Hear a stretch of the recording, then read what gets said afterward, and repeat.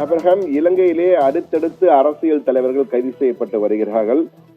முன்னாள் ஜனாதிபதி ரணில் விக்ரமசிங்க கைது செய்யப்பட்டு தற்போது பிணை கிடைத்திருக்கிறது. அவர் மீது அரசு நிதியை தவறாக பயன்படுத்தினார் என்ற வகையிலே தன் சொந்த பயன்பாட்டிற்கு பயன்படுத்த என்ற வகையிலே ஒரு குற்றச்சாட்டு வைக்கப்பட்டு அதன் அடிப்படையில் கைது செய்யப்பட்டு தற்போது பிணை கிடைத்திருக்கிறது. இன்றைய கைது யார் என்று பார்த்தால் ராஜித சேனரத்ன. இவர் முன்னாள் சுகாதாரத்துறை அமைச்சராக இருக்கிறார், தொடர்ந்து நாடாளுமன்றத்தில் எம்பியாக இருந்திருக்கிறார். எனவே இவரும் ஒரு முக்கிய புள்ளியாக இருந்தவர். எனவே இவரும் தற்போது கைது செய்யப்பட்டிருக்கிறார். அது மட்டுமல்ல, முன்னாள் ஜனாதிபதி மஹிந்த ராஜபக்சவின் மகன், இரண்டாவது மகன் யோஷித ராஜபக்ச சில மாதங்களுக்கு முன் கைது செய்யப்பட்டார். அவர் ஊழல் குற்றச்சாட்டின் கீழ் கைது செய்யப்பட்டார். அவர் மட்டுமல்ல, அவருடைய மூத்த மகன் நாமல் ராஜபக்ச, அதே போன்று முன்னாள் ஜனாதிபதி கோத்தபய ராஜபக்ச ஆகியோர் மீதும் நடவடிக்கை எடுக்கப்படும். விரைவில் அவர்களும் கைது செய்யப்படுவார்கள் என்ற ஒரு சூழல் காணப்படுகிறது. இந்த நிலையில்தான் ராஜபக்ச குடும்பத்திலே உள்ள ஒவ்வொருவரும் அடுத்தடுத்து கைது செய்யப்பட வாய்ப்புகள் இருக்கிறது என்று கூறப்பட்டு வரும் சூழ்நிலையில் ரணில் விக்ரமசிங்க கைது இலங்கை அரசியலிலே ஒரு தலைகீழ் சூழலை ஏற்படுத்தியிருக்கிறது என்றுதான் கூற வேண்டும்.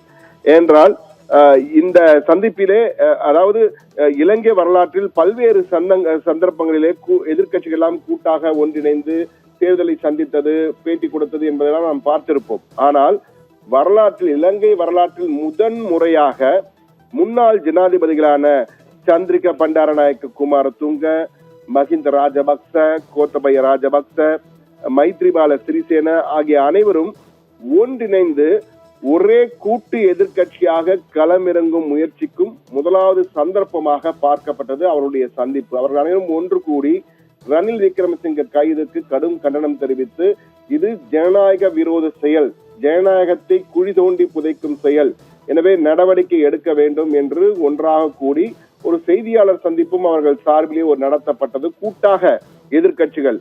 இதிலே மிக கவனிக்க வேண்டிய அம்சம் என்னவென்றால், இதற்கு முன்னர் ராஜபக்ச குடும்பத்திற்கு எதிராக போராடிய தரப்பினர் எல்லோரும் இன்று ராஜபக்ச தரப்புடன் இணைந்து ஓரணியில் போராடுவோம் என களமிறங்கி இருப்பது கூர்ந்து கவனிக்க வேண்டியதாக இருக்கிறது. அதுவும் இந்த ஜனாதிபதி கைது செய்யப்பட்டது, அதே போன்று அமைச்சர் கைது செய்யப்பட்டது, முன்னாள் அமைச்சர், முன்னாள் ஜனாதிபதி கைது செய்யப்பட்ட இவர்கள் எல்லாம் கைவிலங்கு இட்டு அழைத்து செல்லப்பட்டனர். இதுவும் தற்போது அங்கு சர்ச்சையாக மாறி இருக்கிறது என்பதும் மிக முக்கியமாக பார்க்கப்படுகிறது. அரசியல் அமைப்பு சர்வாதிகாரத்தை தோற்கடிப்போம் என்ற வகையிலே தற்போது இந்த எதிர்கட்சிகள் எல்லாம் ஒருங்கிணைந்து இறங்கியிருக்கிறார்கள். ஆனால் இந்த எதிர்கட்சிகளின் தரப்பில ஐக்கிய தேசிய கட்சி யுஎன்பி, அதாவது யுனைடெட் ஐக்கிய தேசிய கட்சி, அதே போன்று ஸ்ரீலங்கா சுதந்திர கட்சி, அதே போன்று ஸ்ரீலங்கா பொதுஜன பெரமுன, ஐக்கிய மக்கள் சக்தி, தமிழ் முற்போக்கு கூட்டணி, ஸ்ரீலங்கா முஸ்லிம் காங்கிரஸ் உள்ளிட்ட பிரதான கட்சிகளின் தலைவர்கள் எல்லாம் கலந்து கொண்டு இந்த ஓரணியில் செயல்படுவோம். தற்பொழுதுள்ள அனுரகுமார திசநாயக ஏகேடி என்று செல்லமாக அழைக்கப்படுகின்ற அனுரகுமார் திசநாயக்க அவர்தான் தற்போது ஜனாதிபதியாக இருக்கிறார் அந்த ஜேவிபியின் சார்பிலே. எனவே அந்த ஜேவிபி கட்சியின் சார்பிலே ஜனாதிபதியாக இருக்கும் ஏகேடியை தோற்கடிக்க வேண்டும், அவருடைய சர்வாதிகாரத்தை ஒழிக்க வேண்டும் என்ற வகையில் நாங்கள் எல்லாம் ஒன்றிணைந்து செயல்படுவோம் என்ற வகையிலே தற்பொழுது இவர்கள் கூறியிருக்கிறார்கள். எனவே இது ஒரு பக்கம் இருந்து கொண்டிருக்க, ஆளும் கட்சி சார்பிலே இலங்கை அரசிலிருந்து வெளியாகின்ற தகவல்கள் என்ன சொல்கிறது என்றால், இந்த நடவடிக்கை தொடரும், ஊழல் செய்தவர்கள் மற்றும் அரசு நிதியை தவறாக பயன்படுத்தியோர் மீது தொடர் நடவடிக்கை தொடரும், இந்த கைது நடவடிக்கைகள் தொடரும், நிற்காது என்ற வகையிலே ஒரு தகவல் பரப்பப்பட்டு வருகிறது. எனவே இலங்கை அரசியலில் தற்போது ஏகேடியின் ஜேவிபிக்கு எதிராக இந்த கட்சிகள் எல்லாம் ஒன்றிணைந்து தற்போது களத்தில் இறங்கியிருக்கிறார்கள்.